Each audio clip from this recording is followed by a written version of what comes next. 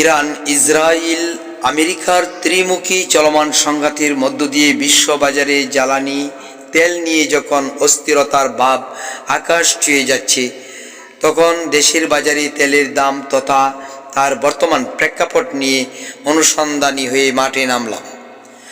ময়মনসিংহ জেলার নান্দাইল উপজেলার নান্দাইল চৌরাস্তা নামক স্থানে মালিকানা ভিত্তিতে পরিচালিত ফিলিং স্টেশনে পৌঁছলাম। তেলের বাজার নিয়ে যেন কোনো প্রকার অস্বস্তিকর অবস্থার সৃষ্টি না হয়, সেজন্য বর্তমান সরকার সদা সতর্ক রয়েছে। সরকার প্রধান বিএনপি চেয়ারপারসন তারেক রহমান বলেছেন, তেল নিয়ে কোনো প্রকার দুশ্চিন্তার কারণ হবে না। দেশে যথেষ্ট পরিমাণ জ্বালানি তেল মজুদ আছে এবং আমদানি অব্যাহত রয়েছে।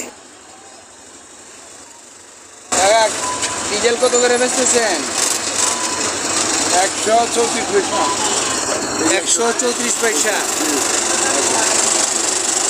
কত করে কিনছেন? এই যে 134 134 পয়সা। আচ্ছা, বুঝতে পারছেন? তৈল অকটেন নিতে এসে যেন কোনো প্রকার বিশৃঙ্খলার কারণ না হয়, সেজন্য কর্তৃপক্ষ সতর্কতামূলক পদক্ষেপ গ্রহণ করেছে। সকাল থেকে তৈল ক্রেতারা গাড়ি নিয়ে সারিবদ্ধভাবে শৃঙ্খলার মধ্য দিয়ে নিজেদের জ্বালানির প্রয়োজনীয় তৈল গ্রহণ করতে দেখা যাচ্ছে। অকটেন কত করে বিক্রি করতেছেন? 120 টাকা 32 পয়সা। 120 টাকা 32 পয়সা। দর ধরা আছে এখানে? হ্যাঁ, ওই যে রেট ধরা আছে ওইটা।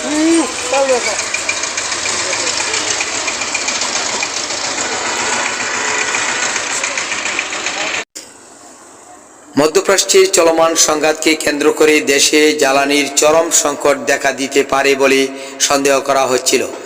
সেই সঙ্গে কিছু অসাধু ব্যবসায়ী তথা ব্যবহারকারী অতিরিক্ত হারে তৈল ক্রয় করে সঞ্চয় করত আগামী সুখ স্বপ্নে বিভোর হয়ে ওঠে। কিন্তু সরকার সতর্কতামূলক প্রয়োজনীয় পদক্ষেপ গ্রহণ করায় তাতে সফল হয়নি অসাধু উদ্যোক্তারা। প্রকাশ থাকে, অসাধু এ সকল ব্যবহারকারী ও ব্যবসায়ীদের কারণে দেশে কৃত্রিম সংকট তৈরি হয়। সে সংকট মোকাবেলায় সরকারকে হিমশিম খেতে হয়, ভোগান্তিতে পড়তে হয় সাধারণ ক্রেতাদের।